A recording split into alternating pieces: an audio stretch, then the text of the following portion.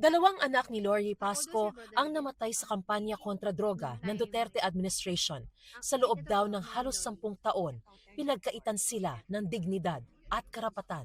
Laging sinasabi niya wala namang pinatay, wala namang pag-uutos. Pero ang totoo nun, paano sasabihin na walang namatay, na walang nag-utos? Ano yung mga namatay na libo-libo? Saan galing yun?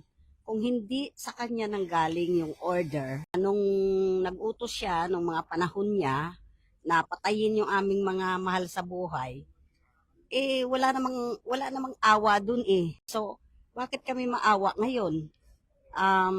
Andito na yan sa korte. Kaya sa paggulong ng confirmation of charges hearing laban kay dating Pangulong Rodrigo Duterte, nabuhayan daw sila ng loob nang marinig ang mga argumento ng prosekusyon.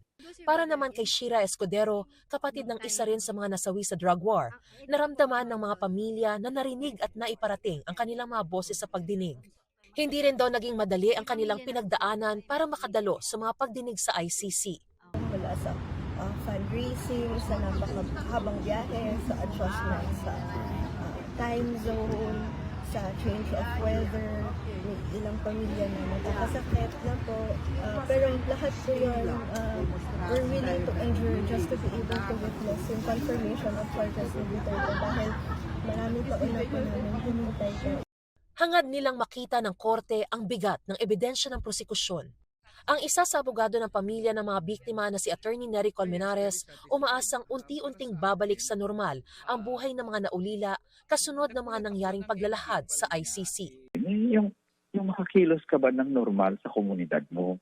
Nang hindi ka tumitingin kung sino mga tao dyan, ikaw pa nga ang agrabyado, ikaw pa nga ang namatayan eh. Parang ikaw pa yung sinisisi, di ba? So, I guess that's what the victims feel. And we're very happy na isabi sa court. Mula rito sa The Hague, Netherlands, para sa GMA Integrated News, Mariz Umali Nakatutok, 24 Oras.